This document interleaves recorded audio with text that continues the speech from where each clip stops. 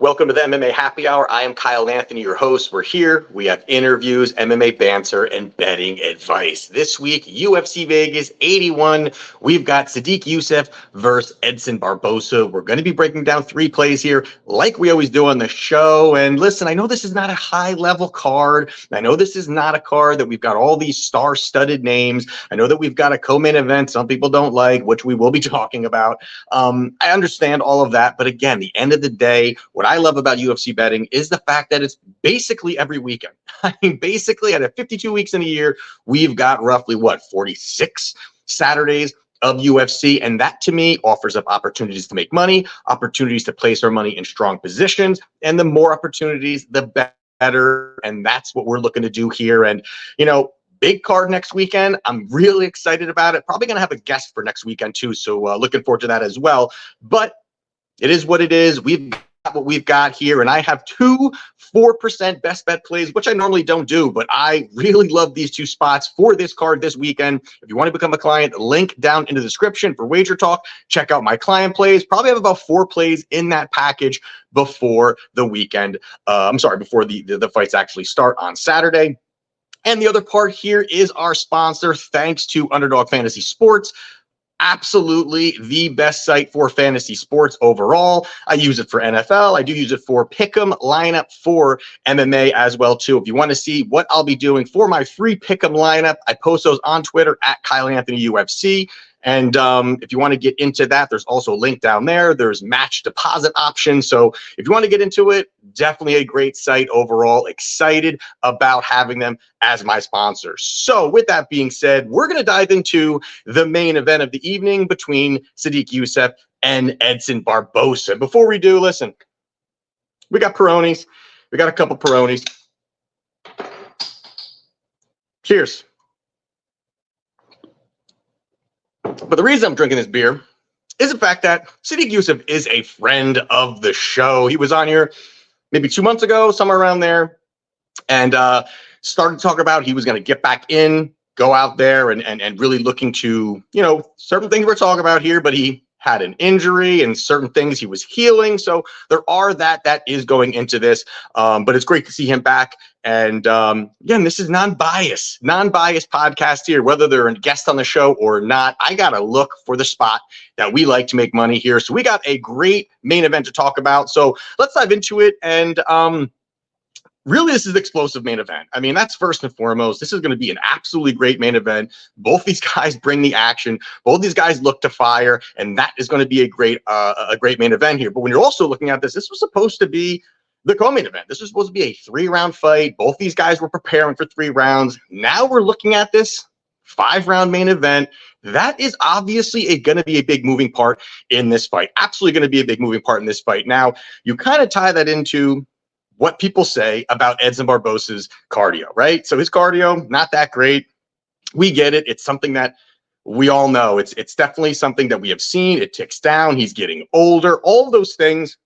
And I get it also the fact that, his kicks, they bring a lot, it's taxing to the body. He really fires off a lot of those. Those things will really drain that gas tank. And that can be an issue. And that, I think, is something that he is dealing with, when to fire these shots, and make sure that it's really worth it overall, because that, again, that can drain the cardio. But if you look at it on the other side here, and I know that a lot of people are saying, hey, if Sodiq takes him, into the 2nd, 3rd round, he can start to pick him apart. I actually think that's kind of bullshit in this particular spot here, to be honest with you. I don't really put Sodiq's cardio at this high level. I don't really put it there. And when you're looking at it, I think just kind of going back and looking at the tape really made that pretty clear when you're looking at the fight. And I think the fight against Alex Caceres was a good showing from him. He went out there, he got the job done. He was outlanding, just looked pretty good early in that fight. But boy, did things tick down. End of 2nd into the 3rd, or middle of the 2nd into the 3rd.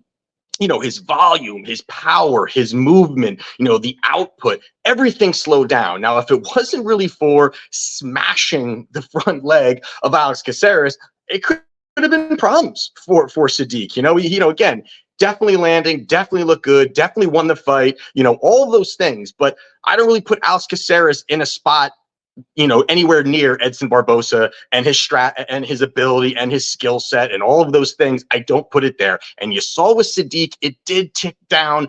And that to me does, is worrisome, because I don't think that goes well with this whole cardio thing that you're gonna drag this fight out into the later rounds, and that's gonna be great for Sodiq.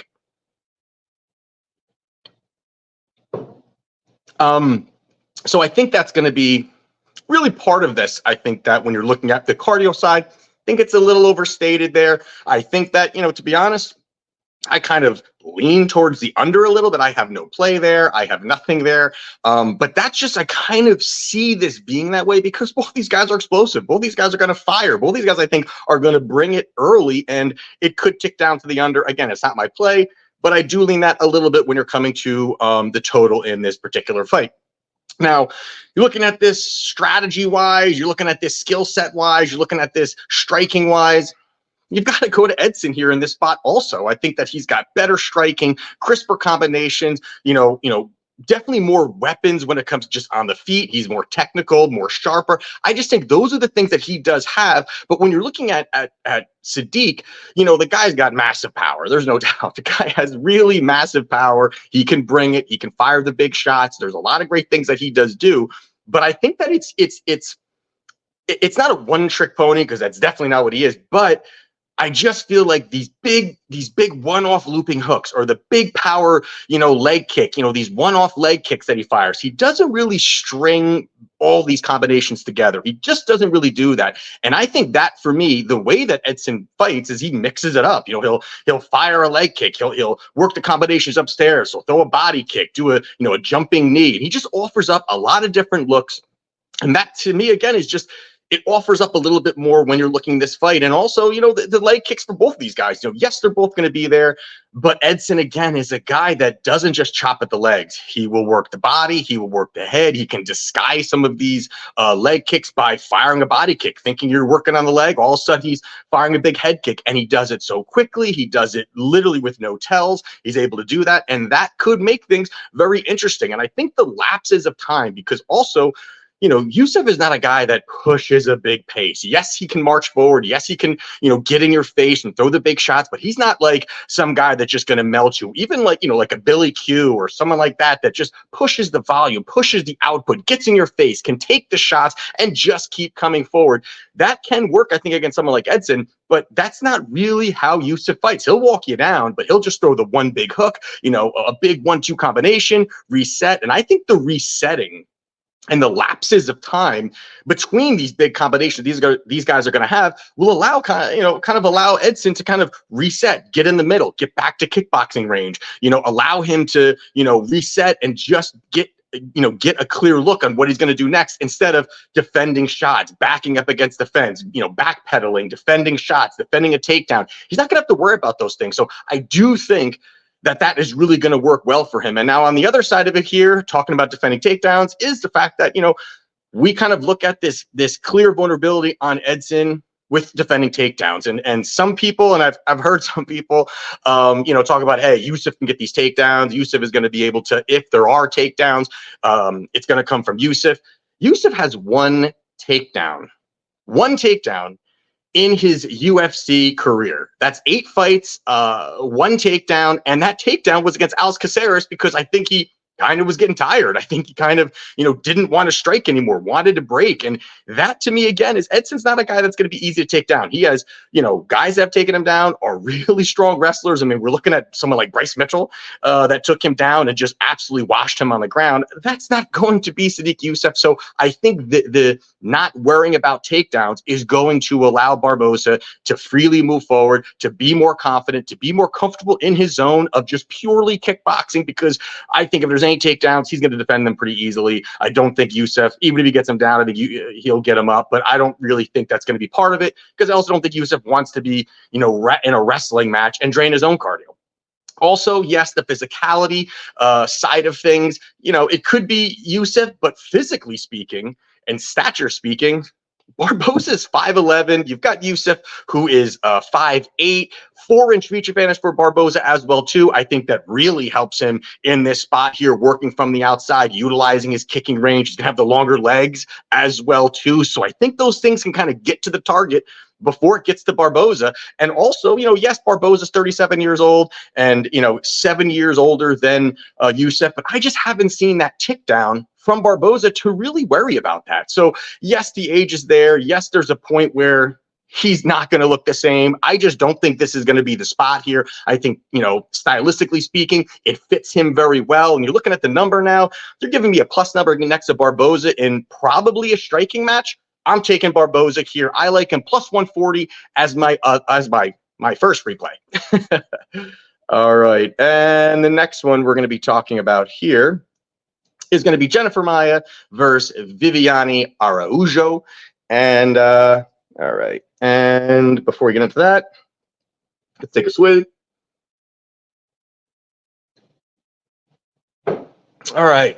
So we got Jennifer Maia. She's minus 150, depending where you're shopping it. On the other side here, you got Viviane Araujo plus 125. So this is a spot here where you've got the good boxing, good footwork of Maia. And on the other side here, you've got Viviane, who is explosive, who has, also some good footwork, can wrestle. And those are some, her strength. Those are some things that she does have that she brings to the cage that will be tough for any female in the division. Now, the issue here for Viviane is basically, I think we're going to talk about cardio in all three of these fights here. Is the cardio. And it's a clear vulnerability for her. It's something that we have seen. Not telling you something you don't know because everybody knows this, but now it's kind of how do you piece this fight together? Of course, there's a cardio issue. Can she work out of that? Can she work through that? And when you're looking at this fight here, it's consistently seeing that early in that first round, Viviane is bouncing around. She really has pop in her hands. She definitely, is a hard hitter, can wrestle, has strength. All of these things look so great for her in that first round, but she just dips down so much when it comes to the rest of her game, rest of the fight. I mean, going in, second and third round, she does not look the same at all. I think she does a little bit too much jumping around, a little too much bouncing around for somebody who does not have good cardio, but she is so explosive early in the fight. But everything starts to tick down later as the fight goes on. And I think one of the big things here, when you're looking at just stylistically, is the fact that Maia pushes a pace. She pushes a pace, and not only pushes a pace, but she pushes volume, and she's consistently active. And that, to me, really is big here in a spot against a female that is going to struggle when it comes to just output at a certain point, pace, all of those things. And Maia's got to know that. Maia's got to know, I got to move forward. I got to utilize my boxing. I think this is going to be very much a boxing bout between both of them there. Also, Maia, very light-footed. She can work from the outside, pop a couple shots, get out of range, get back in range. And those are the things I think that as she's working, and we've seen Maia, she, to me, has looked fine over any amount of rounds, and just as in not looking tired. Even when she's lost, it's not because she's completely gassed. There's been points where you've seen Viviane where, she can look great and all of a sudden everything falls off a cliff. She has nothing left, and that opens up opportunities for the opponent. This is something that Maia will not have a problem with. I think she's going to be totally fine when you're coming to cardio, output, or all of those great things that she does have there. On the other side of it, I understand that there could be, a takedown opportunity. And that could open up opportunities for Viviane to get some top control. We've seen Maia, she, will play guard. If she gets taken down, she can get taken down. And when she gets down, she's kind of comfortable off of her back. I think she, sub hunts a little bit too much, looks to do other things instead of escape, get out, and get back to your feet and work your boxing. So that could be an issue where Viviane could look for a takedown, could get the control time, could get all of those things. But also when you're looking at it is, can Viviane fuel all of these takedowns? Can she fuel those? And that is an issue where you're maybe bouncing around too much, maybe wrestling too much. All of a sudden, you don't have enough to really go out there, throw the strikes, keep up with the pace of your opponent. Again, this is, WMMA. Both of these females are definitely females that go to decisions. So if this is going to be a fight that goes to a decision and somebody who is possibly going to be, tailing off later in the fight, and can't use their weapon. And that to me also is something, Viviani has this wrestling ability, and she has, well, more of a strength ability. I feel like it is more too, and she can't use it for the 3 rounds. She just can't use it because she will be dead tired, by the end of the second, and that will open up opportunities for the opponent. So I think this is a spot where, she's not going to be able to utilize her wrestling. She's not going to be able to stand, consistently get these takedowns, and also the fact that if you look at just, offensively speaking, for both of these females. Hold on. I just keep talking and talking and talking. I got to keep drinking. So offensively speaking, just on the feet, I definitely got to give it more to Maya again. I think Maya, with her striking, with her ability to work from the outside, I think is more crisper. I think the footwork is better also. All of these things really make things very, very clear that Maya is the rightful favorite, and I don't think this line is wide enough. And lastly, you look at Araujo, her fight against who was it? Amanda Ribas. That fight to me really didn't look good. Now, I'm not the biggest when it comes to Ribas in general. I think that she's a decent fighter. She has terrible striking, in my opinion. Really great when it comes to her grappling. Really, slick on the ground, great transitions, all these things that she can do. But on the feet, she's just not very good. And it should have been a spot where Araujo, tagging her from the outside, defending some takedowns, working it, and Ribas dropped her, and not only dropped her, then got on top, worked her from the top. She was 30-27 in that fight. I thought it was such a terrible fight. This was her most recent fight, and I thought it was a terrible showing for her. And once again, the same things come up. Cardio. She, was wrestling for like a half of a round, and she was done. I mean, Viviani was just kind of done. She didn't really do too much after that. She was, getting sloppy, throwing these ridiculous combinations. I think that's an issue for her in this particular spot, and I don't understand, why they can't correct it. It's very difficult at this point. Both these women are 36, 35 years old. I think they are who they are in this particular spot. I don't see either improving. So for me, I think Maya here is the spot. Minus 150. This line has been, going a little bit up, a little bit down, minus 165, minus 145. I saw at a certain point, kind of bouncing around. But I think that Maya is the side here clearly. I think she's got more paths, more weapons, better cardio, and more that she can do on the feet. So I do like Jennifer Maya to get the job done, minus 150. And the last one I will quickly just give out here, Edgar Chairez, minus 375 versus Daniel Lacerda, plus 280. So real quickly, giving this one out here. This was a rematch of a fight that happened in September, and it was a fight where pretty competitive on the feet early, and then it ended up being Lacerda looking for a takedown, looking to get that takedown again, and Chairez latches in kind of a standing guillotine, which is something that, really difficult to finish a guy standing doing that and getting the correct angle. And let's be real, it didn't really look like Lacerda was probably going to go out. I mean, I don't think he had the angle, standing. It's very, very difficult. But either way, fights gets called. They thought that he was going to be tapping out or passing out, I should say.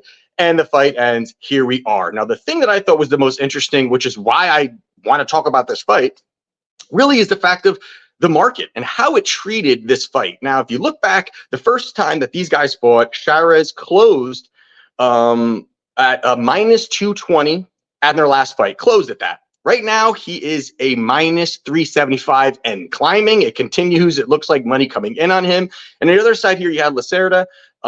He closed at plus 180 last time, and months ago, and now he's plus 280, and that's also obviously climbing. So to me, that's a real big change in a fight that I thought was competitive. I thought that what Lacerda did was actually some pretty good things. Now, I know it was a short fight. You can't take too many things away from it. But when you really look at this fight, I mean, the issue is that Lacerda doesn't have cardio, right? So that's kind of the thing here, right? It's a talking point for everybody. We're talking about cardio again.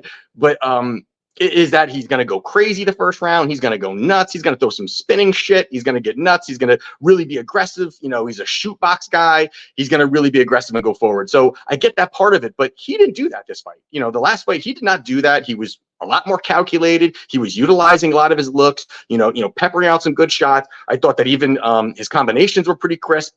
I thought he looked good. I mean, I really thought that he looked pretty good. I think he purposely was doing this, knowing this is a big spot. He's not he's a guy who likes to go out and try to put on a show of some sort.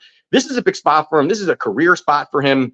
Had to take it seriously in the last time, not just look to be some exciting fighter overall. If you keep losing, UFC is going to kick your ass out. So this is a spot where he was more calculated. He took his time. He was more patient. And I think that also, kind of changed kind of the overall look of the fight, because it was almost like, hey, if he doesn't get him in the first round, it's going to be Shirez for, the second and third round. And the fact that he took his time, the fact that his striking, I thought, looked good. And also the fact that he took down Shirez and got the takedown. And so there were good things happening for Lacerda. And I think that the overreaction to a fight that, kind of was just a stalemate at the end of it because nobody won.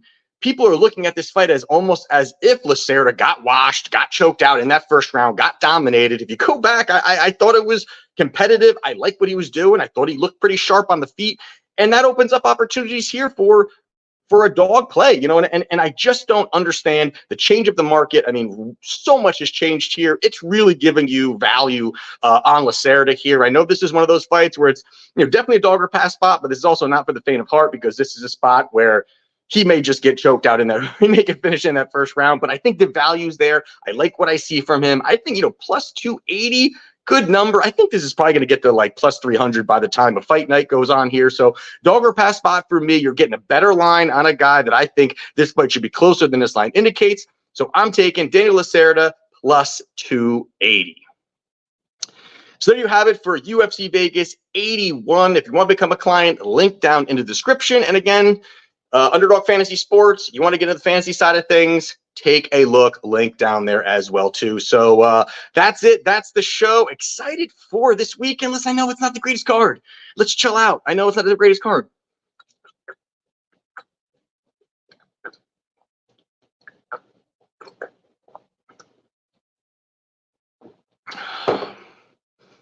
I feel better.